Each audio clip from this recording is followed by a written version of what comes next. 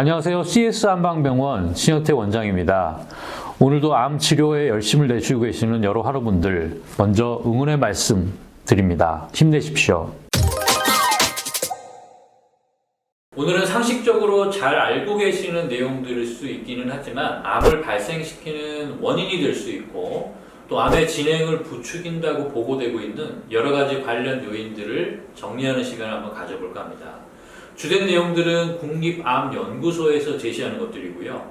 여기에 최근 연구들을 통해서 중요하다고 강조되는 것들을 첨부드리도록 하겠습니다. 암의 발생 그리고 암의 진행과 악화를 부채질하는 것 또는 암 치료 과정에서 치료에 대한 반응이 떨어지는 것, 내성이 만들어지는 요소들을 잘 알고 있다면 암의 치료와 예방에 많은 도움이 될 수 있을 겁니다. 유전적인 소인과 더불어 종양학에서는 두 가지를 대표적인 암 발생 및 진행의 위험 요소를 꼽고 있는데요. 하나는 독소, 그리고 또 다른 하나는 염증 환경입니다.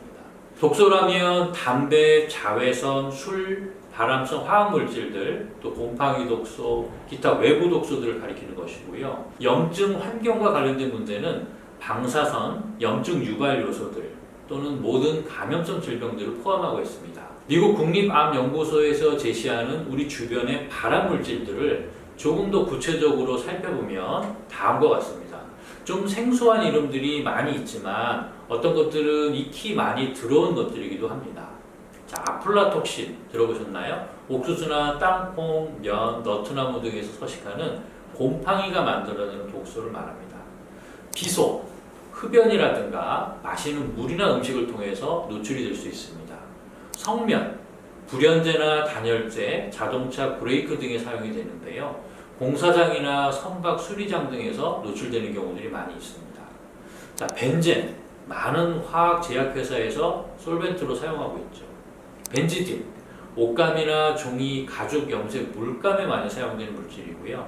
카드뮴, 배터리나 물감, 금속 코팅, 플라스틱 제조에 사용이 됩니다. 콜타로와 콜타르피치, 콜타르피치는 코팅제나 페인트 베이스, 아스팔트 접착제 등으로 사용이 되고 있습니다. 이산화규소, 모래나 콘크리트, 벽돌 등 공사 관련 물질들에서 발견이 되고요. 에틸렌 옥사이드, 살균제나 부동액 등에 사용이 됩니다. 포르말데이드, 많이 들어보셨죠? 살균제나 방부제에 사용이 되고 있고, 간접 흡연, 또 그을림, 또 염화비닐은 PVC 제조 시 사용이 됩니다. 이런 화학물질들 외에 암의 위험 요소가 되는 것들도 언급하고 있는데요. 잘못된 식습관이 대표적이고요.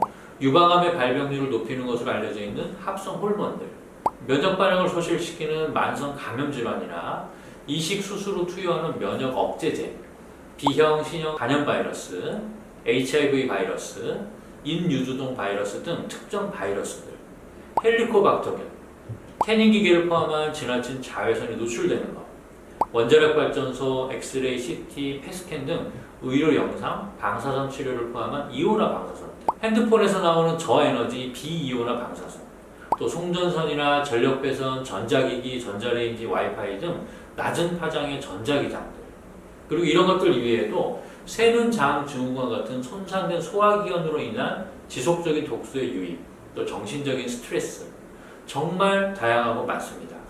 굉장히 많은 영역의 문제들이 암의 발생과 악화에 관련이 되는 것으로 보고되고 있고요. 자, 그런데요. 이런 문제들로부터 완전히 자유로울 수 있는 사람이 있을 수 있을까요? 네, 절대 불가능할 겁니다. 즉, 우리들 모두는 인생 전반을 통틀어서 이런 위험인자들에 계속적으로 노출될 수밖에 없고, 이런 노출의 결과는 나이가 들어가면서 누적되기 때문에 결국 언젠가는 암의 발견이라는 종착점에 다다를 수밖에 없는 거죠. 그렇기 때문에 이런 부분들에 관심을 가지시고 노출을 최소화하려는 노력을 하여야 되고요. 우리 몸의 면역 체계가 정상적으로 작용할 수 있는 환경을 갖추기 위해서 노력을 하지 않으면 안 되는 것입니다. 또한 더불어서 주기적인 검진을 통해서 암의 발생 여부를 확인하는 것도 필요할 것 같습니다. 고깃집에서 탄고기 한 점 먹는다고 해서 바로 암에 걸리는 것은 아니겠지만 이런 것들이 한 번씩 두 번씩 자꾸 노출되다 보면 결국 암의 발생 시점이 앞당겨질 수밖에 없는 겁니다. 거기에다가 혹시라도 유전적인 소인들을 갖고 계신 분들이라면 이런 위험들이 이제 더 빨리 다가서는 거게 되겠죠. 평균 수명이 길어지다 보니까 암은 정말 우리들에게 가까이 있는 문제일 수밖에 없습니다. 가장 기본적인 부분들을 잘 챙기는 것이 암의 예방과 치료를 위해 필요하리라 생각됩니다. 감사합니다.